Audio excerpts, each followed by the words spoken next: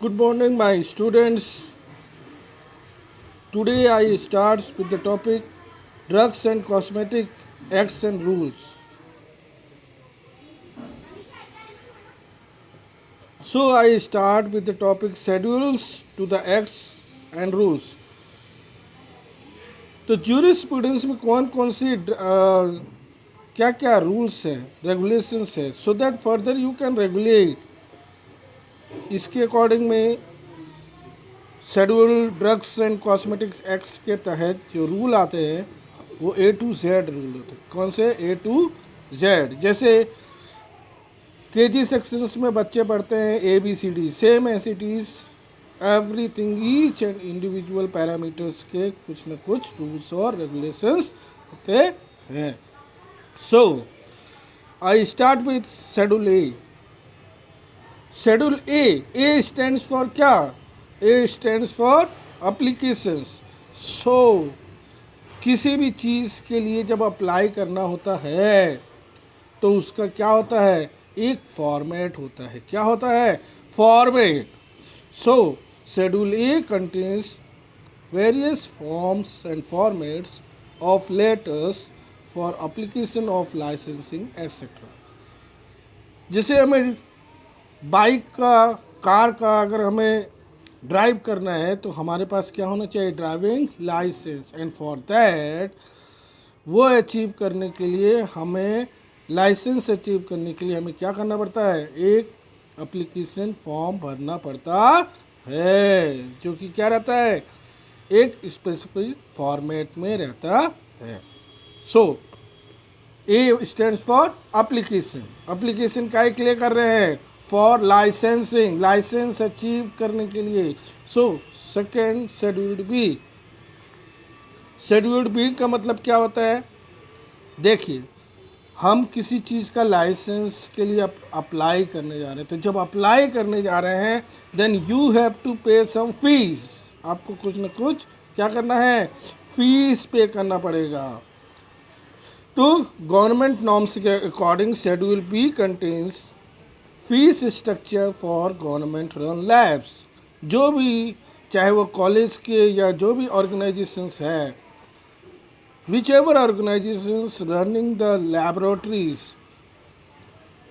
वहाँ पे क्या होता है? We have to pay some amount of fees. Okay, तो scheduled B contains structure of fees to run labs. समझ में आया ना? Okay, so we move towards schedule C. C for cat.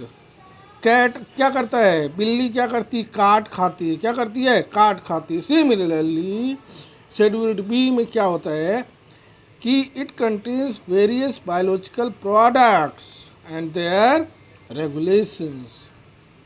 क्या होता है शेड्यूल सी में? बायोलॉजिकल प्रोडक्ट्स और उसके रेगुलेशंस को मेंटेन करने के लिए क्या बनाया? Schedule C. फॉर एग्जांपल्स जो बायोलॉजिकल प्रोडक्ट्स होते हैं, serums, adrenalins and vitamins and etcetera and etcetera. Is it clear? So schedule C में क्या होता है? Various biological products and their regulations को मॉनिटरिंग करने के लिए कौन सी गाइडलाइन बनाई? Schedule C. Further we move towards schedule D. तो D for dog or D for drug.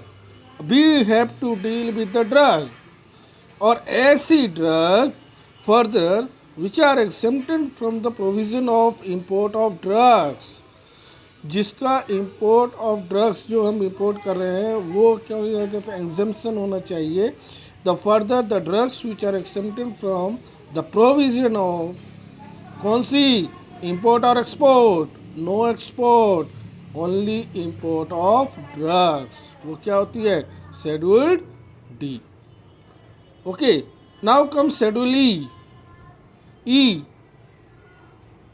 इमली। इमली खाते कैसे लगता है? खट्टी लगती है और कभी कभी मीठी। उसका टेस्ट समझ में नहीं आता क्या है।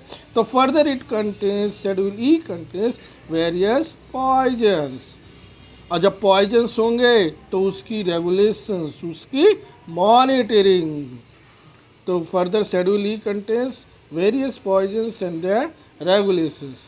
जैसे सांप काट लेता है हमें तो फर्दर क्या होता है, पॉइजनस होता है, हमें क्या है, जहरीला। कहते हैं ना सांप काटने से आदमी की मौत भी हो सकती है। में तो सर्प विषास known as a snake venom, same as is परडा, ऐसे mercury etcetera. Okay, schedule F. F, F for full. हमारी बॉडी फुल ऑफ क्या है, ब्लड एंड वाटर ना। एक ब्लड बैंक है हमारे शरीर में, अगर उसको रेगुलेट नहीं कर पाए तो डेफिनेटली यू हैव टू, आगे आप जानते हैं। Is it clear? तो शेड्यूल एफ क्या गया, contains regulations and standards for running A blood bank.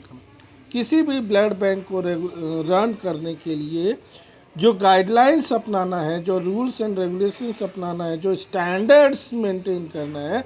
जैसे अभी कोरोना के टाइम पे भी हैव टू मेंटेन है social distancing. Is it clear? Social distancing, दूरी बना के रखना है, 2 से 3 फीट एक दूसरे से दूर बनाना है। तो same as it is guidelines, rules and regulation you have to maintain for a running any blood bank. Is it clear?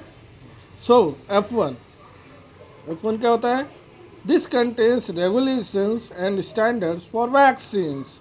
F1 1 तो 1 स्टैंड्स फॉर वैक्सीन्स की रूल्स और रेगुलेशंस और उसके स्टैंडर्ड्स को मॉनिटरिंग करने के लिए। Is it clear? F2 में क्या होता है, जब हमें चोट लगती है तो क्या होना होता है, सर्जिकल ड्रेसिंग करानी पड़ती है। क्या करानी पड़ती है, सर्जिकल ड्रेसिंग, बैंडेज कराना पड़ते हैं, पट्टी कराना पड़ती है, फर्दर बहुत सारे वैक्सीनेशंस यूज हो जाते हैं। ठीक है, तो इसके लिए F2 में क्या होता है, it contains regulations and standards for surgical dressings.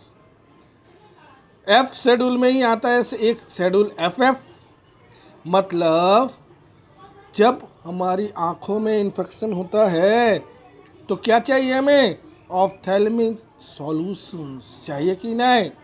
तो to monitor FF, schedule FF क्या है, to monitor the rules and regulations and the standards for ophthalmic ointments and solutions. Is it clear?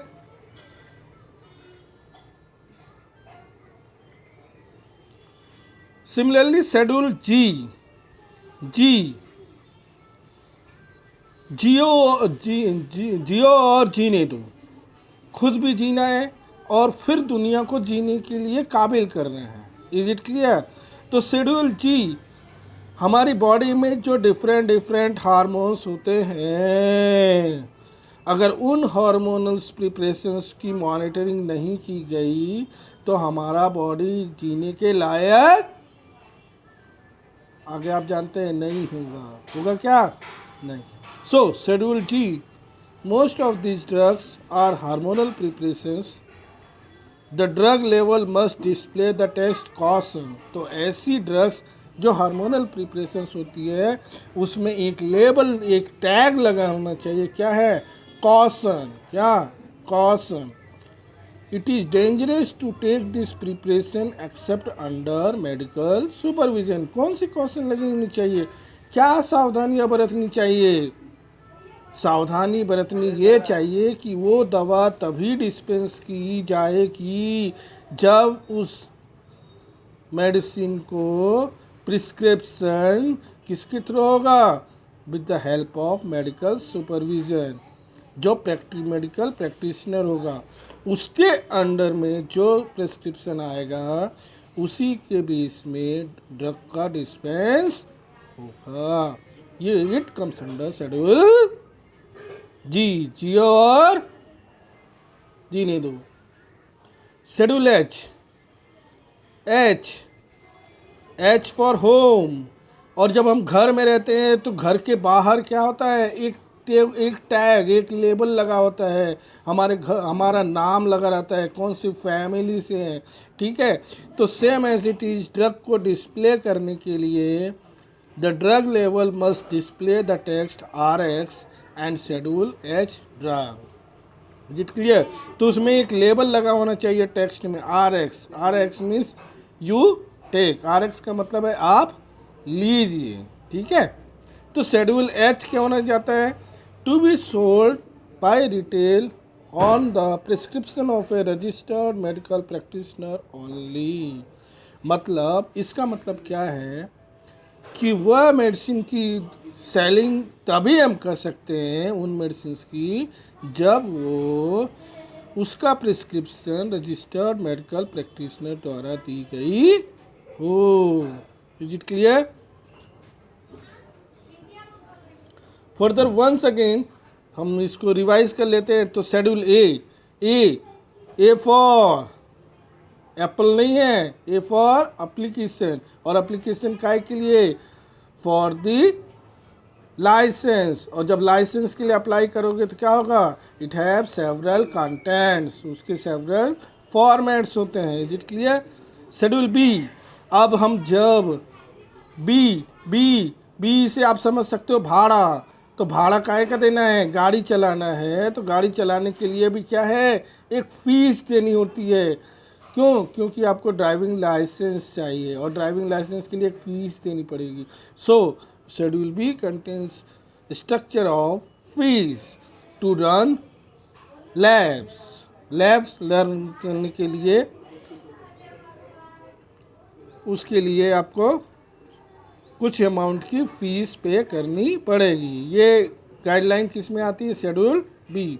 Schedule C में क्या होता है? It contains various biological products and their regulation. C तो C में क्या होता है? बायोलॉजिकल प्रोडक्ट्स की मॉनिटरिंग और उसकी regulations. Schedule D drugs exempted from the provision of import of drugs.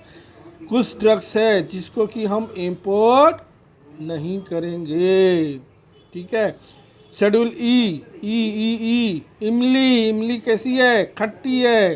तो क्या होता है? E contains various poisons, contains, इसमें क्या होता है? ई काय के लिए है? शेड्यूल ई पॉइजन्स की मॉनिटरिंग और उसकी रेगुलेशंस, उसकी क्या स्टैंडर्ड मेंटेन करना है।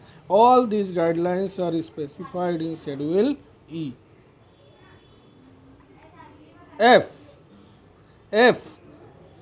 F for full. हमारा बॉडी किससे फुल है? Full of blood and water, combination of blood and water. तो सेम यहाँ पे हम क्या करते हैं? किसको रेगुलेट करते हैं? ब्लड बैंक को। It contains regulations and standards for running A blood bank. F1, F2, F3, FF। तो F1 में किसकी मॉनिटरिंग करते हैं? वैक्सीन्स की, स्टैंडर्ड्स रेगुलेशंस की मॉनिटरिंग वैक्सीन्स की करते हैं। F2 में सर्जिकल ड्रेसिंग्स, हमें घाव लगा तो हमें क्या कराना पड़ेगा? वैक्सीन से दादा ना होगा ठीक, तो क्या करोगे? सर्जिकल ड्रेसिंग्स कराएंगे। फर्दर F3 में क्या करेंगे? It contains regulations and standards for umbilical tapes की स्टैंडर्ड्स एंड रेगुलेशंस, जो कि हम फर्दर सर्जिकल ड्रेसिंग्स के बाद जो हम अप्लाई करते हैं। फिर FF, this contains regulations and standards for ophthalmic ointments and solutions. तो FF में क्या होता है? हमारी आँखों के लिए जो ऑइंटमेंट्स की एप्लीकेशंस होनी चाहिए, ऑप्थेल्मिक ऑइंटमेंट्स, उसके लिए क्या स्टैंडर्ड्स मेंटेन करना है? These are specified in schedule F। Is it clear?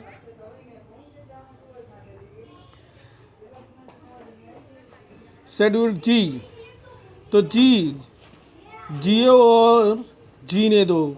तो जीने के लिए क्या चाहिए? हमारी बॉडी में हार्मोन्स की रेगुलर कंटिन्यूस ग्रोथ होनी चाहिए, या मॉनिटरिंग होनी चाहिए, या प्रॉपर रेगुलेशंस होना चाहिए। इसकी स्टैंडर्ड्स क्या होती हैं? Schedule G। और इसमें क्या होती हैं? दोज हार्मोनल प्रिपरेशंस में एक कॉशंस मेंशन किया जाता है, एक टेस्ट लगा होता है, एक टेक्स्ट मैसेज डला होता है। का कॉशन, सावधानी। क्या सावधानी बरतना है? कि it is dangerous to take this preparation except under medical supervision. Means doctor जब स्पेसिफाई करेगा कि आपको यही मेडिसिन लेना है, यही हार्मोनल प्रिपरेशन लेना है, तभी आप इसका इस्तेमाल करेंगे। शेड्यूल एच, शेड्यूल एच में क्या होता है? शेड्यूल एच में ऐसा होता है कि डॉक्टर ने जो ड्रग लिखा है, जो प्रेस्क्रिप्शन में मेंशन है, वही मेडिसिन आप यूज़ करोगे। To be served by the retail on the prescription of registered medical practitioner only. समझ में आए?